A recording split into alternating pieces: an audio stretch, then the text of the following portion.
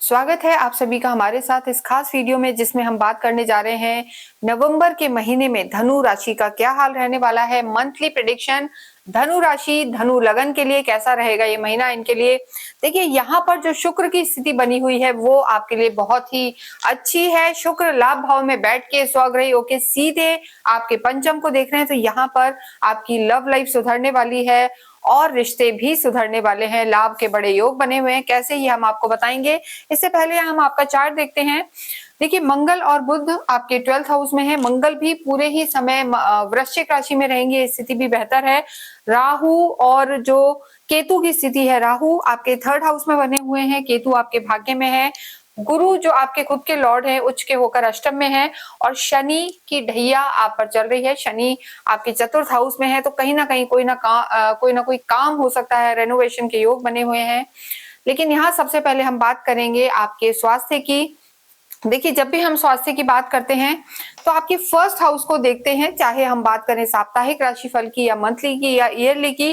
तो ये जो समय बना हुआ है, यानी आपका नवंबर का समय जो बना हुआ है, देखिए यहाँ पर आपके जो खुद के लॉर्ड हैं गुरु इस समय आपके अष्टम में चले गए हैं। तो कहीं ना कहीं लग्नेश का, राशि स्वामी का अष्टम में जाना बहुत अच्छे फल नहीं देता। तो थोड़ा इस समय आपके जो थिंकिंग प्रोसेस है वो थोड़ा सा उथल पुथल वाला रह सकता है, ओवर थिंकिंग रह सकती है, एंजाइटी की प्रॉब्लम रह सकती है, और स्टमक से रिलेटेड कोई ना कोई इश्यू रह सकता है। यानी गुरु का अष्टम में होना और उच्च का होना, उच्च के हैं तो बहुत ज्यादा तकलीफ नहीं देंगे, लेकिन गुरु कहीं भी होते हैं तो नैसर्गिक सुख देने वाले प्लेनेट है, तो यहाँ भी आपको ज्यादा दिक्कत नहीं देंगे। लेकिन जिन लोगों को एक तो शुगर की समस्या है वो समस्या थोड़ी सी बढ़ सकती है, थायराइड की समस्या बढ़ सकती है, वेट पुट ऑन कर सकते हैं, और खाने पीने का यहाँ पर आपको ध्यान रखने की जरूरत है। मंगल और बुध आपके 12th हाउस में है, तो यहाँ कहीं ना कहीं आपको थोड़ा सा पैरों में दर्द की समस्या रह सकती है। आपकी शनि की ढैया भी चल रही है, यानी बैक की प्रॉब्लम, लोअर बॉडी पार्ट में दर्द की समस्या और स्किन से रिलेटेड इशू भी यहाँ पर दिखाई दे रहे हैं। तो पूरे ही नवंबर के महीने में अपने स्वास्थ्य का ध्यान रखें, खाने पीने का ध्यान रखें। और देखिए शुरू में जो स्थिति बनी हुई है, सूर्य आपके नीच के चल रहे हैं, तो इस वजह से हमने बताया है कि थोड़ा सा खाने पीने का ध्यान रखें। लिवर, कोलेस्ट्रॉल, ये सब चीजों में आपको संभलने की जरूरत है। बहुत फैटी फूड जो हम कहते हैं, हैवी कोलेस्ट्रॉल वाला, कार्ब्स वाला फूड आपको यहाँ पर अवॉइड करके चलना है। लव लाइफ की अगर हम बात करें तो काल पुरुष की कुंडली से जो पंचम भाव होता है, यहाँ से लव लाइफ देखी जाती है। और इस समय जो आपके लॉर्ड हैं मंगल 12th हाउस में है, खुद ही के घर में है, तो जो आपके पार्टनर हैं आपको समझेंगे। और साथ में देखिए एक और अच्छी बात है, 2 नवंबर से और 26 नवंबर तक जो वीनस है आपके लाभ भाव में रहेंगे और वहां से सीधी दृष्टि देंगे पंचम पर। यानी कहीं ना कहीं लव और रोमांस के जो कारक हैं वो ग्रह खुद आपके 5th हाउस को देखेंगे, तो यहाँ पर लव लाइफ में सुधार होगा, बेहतर होगी। लेकिन थोड़ा सा दोनों ही बिजी रह सकते हैं और दोनों में थोड़ा सा ईगो रह सकता है, एडिमेंट रह सकते हैं। लेकिन जैसे जैसे वीक आगे बढ़ेगा, सूर्य शुक्र के साथ यहाँ पे है, और सूर्य जब यहाँ से हट जाएंगे 16 नवंबर को, तो यहाँ पे आपकी लव लाइफ में बहुत सुधार होगा, लव लाइफ यहाँ पर बेहतर होगी। और जो स्थिति यहाँ पर बनी हुई है सूर्य के हटने के बाद, शुक्र जो तुला में इस समय है और सीधे दृष्टि देंगे, तो यहाँ पर दोनों की अंडरस्टैंडिंग बनेगी, घूमने फिरने जाएंगे, टाइम स्पेंड करेंगे। पर यहाँ 16 तारीख तक आपको थोड़ा सा ईगो क्लैशेस हो सकते हैं, गुस्सा चिड़चिड़ापन यहाँ पर बढ़ सकता है, तो उस चीज को संभालना है, अन्यथा रिश्ते खराब हो सकते हैं। लेकिन उसके बाद यहाँ पर चीजें आपकी बेहतर बनी हुई हैं।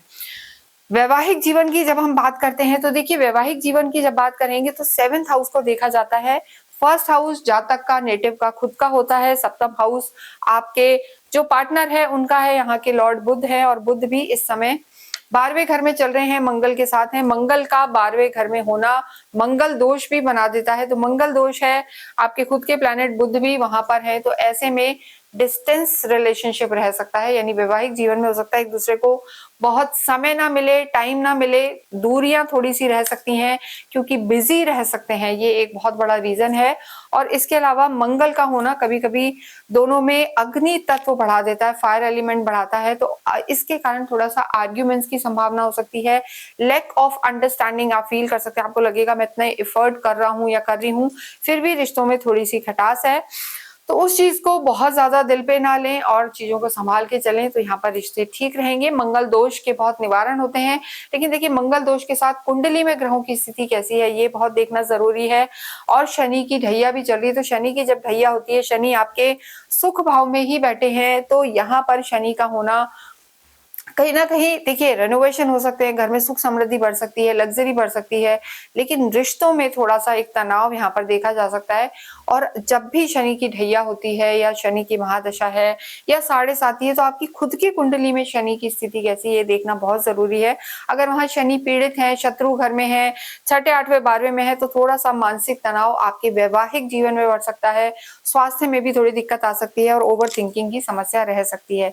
तो आप जरूर देखें कि शनि आपके कहाँ प्लेस हैं और नीचे कमेंट करके हमें बताएं, जिससे हम उसका प्रॉपर निवारण आपको बता पाए। तो वैवाहिक जीवन को संभालें। जिन लोगों का विवाह नहीं हुआ है उन्हें हम कहेंगे कि ये नवंबर का महीना उतना खास नहीं है कि आप किसी भी तरीके की पर्सनल लेवल पर इम्पल्सिव डिसीजन में जाएं, यानी जैसा समय चल रहा है चलने दें और आगे जाके आप शादी के निर्णय लें। कर्म क्षेत्र की बात करेंगे तो देखिए यहाँ के लॉर्ड भी बुध हैं और शनि की दृष्टि है। एक चीज इस महीने में खास होगी, नवंबर के महीने में शनि जो वक्रीय चल रहे हैं मार्गी होंगे और आपके खुद के लॉर्ड वक्रीय हो जाएंगे। जो मार्गी चल रहे हैं अतिचारी रूप में चल रहे हैं, लेकिन वो 11 नवंबर को वक्रीय हो जाएंगे। बुध भी यहाँ से बदल के और 23 तारीख को तुला में वापस प्रवेश करेंगे। तो जब 23 तारीख को बुध पुनः तुला में प्रवेश करेंगे, शुक्र बुध साथ होंगे, सूर्य निकल चुके होंगे, तो वो समय यानी आखिर के जो लगभग 10 दिन है ये आपकी लव लाइफ के लिए भी बेहतर होंगे, आपके वैवाहिक जीवन के लिए भी बेहतर होंगे और साथ में आपका जो कार्य क्षेत्र है वहां भी कुछ ना कुछ नया देखने को मिलेगा। आपकी चीजों में एड ऑन होगा, कम्युनिकेशन से रिलेटेड अगर आप कोई काम कर रहे हैं, वाणी से रिलेटेड काम है, बोल के आप इन्फ्लुएंसर हैं, ब्लॉग बनाते हैं, यूट्यूबर है, आईटी से रिलेटेड काम है या प्योरली कोई भी विदेशों में जाके काम करना चाहते हैं, तो 23 नवंबर के बाद आपका समय बहुत बहुत अच्छा नजर आ रहा है। इसके साथ ही अगर किसी भी तरीके से गवर्नमेंट से जुड़े हुए काम करते हैं, गवर्नमेंट डिपार्टमेंट से जुड़े हुए हैं, गवर्नमेंट में जॉब करते हैं या लाइसेंसिंग वगैरह का काम है, तो सूर्य 16 नवंबर को बदल के प्रवेश कर जाएंगे वृश्चिक में और वहां से देखिए नीच के सूर्य की स्थिति हट जाएगी, तो वहां आपकी निर्णय क्षमता बढ़ेगी। लेकिन देखिए सरकारी महकमे के लिए हम पूरे ही महीने कहेंगे कि स्थितियां बहुत ज्यादा बेहतर नहीं है। अगर आपके कोई प्रमोशंस ड्यू है, कोई टेंडर आप भरना चाहते हैं या कोई नया काम आप लेना चाहते हैं, तो उसे आप नवंबर के महीने में रहने दें, क्योंकि इस महीने में थोड़ा सीनियर से आपका मेल जोल या सीनियर से आपका जो हम कहेंगे ट्यूनिंग, उसमें भी थोड़ी सी दिक्कत आ सकती है।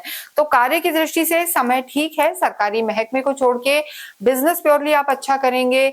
आप प्रॉपर्टी के काम में है, सेना में है, पुलिस में है, स्पोर्ट्स में है, मेटल का कोई काम है, प्रोडक्शन में है, तो इन सब चीजों में आपके लाभ के योग बने हुए हैं। धन की स्थिति अगर हम देखें तो धन के जो देवता हैं शनि, वो भी आगे जाके मार्गी हो जाएंगे और कोई भी काम जो रुक रुक के हो रहे थे, स्लो डाउन था, वो आगे जाके आपके स्पीड पकड़ेंगे। तो आखिर के 8-10 दिन इस महीने के कार्य की दृष्टि से अच्छे बने हुए हैं। कर्म क्षेत्र की बात हमने की है, पार्टनरशिप के लिए भी हमने कहा 23 तारीख के बाद चीजें बेहतर होंगी। विद्यार्थियों की अगर हम बात करें तो स्पेशली अगर आप कोई गवर्नमेंट से रिलेटेड एग्जाम की तैयारी कर रहे हैं तो 16 नवंबर के बाद आपकी चीजें बेहतर होंगी, उससे पहले ये समय यहाँ पर अच्छा नजर नहीं आ रहा है। और अगर आप कहीं भी एमबीए या मास्टर्स करना चाहते हैं, हायर एजुकेशन में जाना चाहते हैं, तो स्थितियां ठीक हैं, लेकिन अभी जो गुरु हैं आपके अष्टम में चले गए हैं, तो शिक्षा आप लेंगे, गूढ़ रहस्यों को जानने की कोशिश करेंगे, डीप नॉलेज यहाँ पर बढ़ेगी, लेकिन यहाँ पर हम कहेंगे कि सफलता थोड़ा सा अगले महीने में ज्यादा नजर आ रही, क्योंकि गुरु की स्थिति अभी बहुत ज्यादा, आपके जो खुद के स्वामी हैं उनकी स्थिति अच्छी नहीं है, थोड़ा सा कमजोर स्थिति में है, तो बहुत ज्यादा रिजल्ट हम कहेंगे अच्छे आने के चांसेस नहीं है। लेकिन 16 नवंबर के बाद आपकी चीजें ठीक रहेंगी।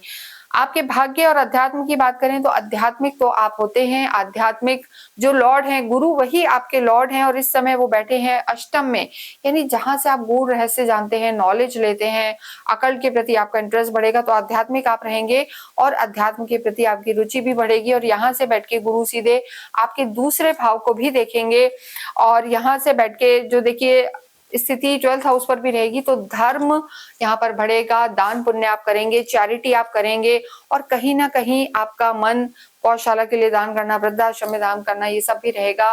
और भाग्येश की अगर हम स्थिति देखें तो भाग्येश देखिए इस पूरे ही महीने बहुत ज्यादा साथ देते हुए नहीं लग रहे। पहले आपके भाग्येश लाभ भाव में जरूर है लेकिन नीच के हैं और उसके बाद वो 12वें घर में चले जाएंगे, तो वहां भी बहुत फुल फ्लज जो हम कहते हैं अच्छे परिणाम नहीं देते, थोड़े से कमजोर रहते हैं।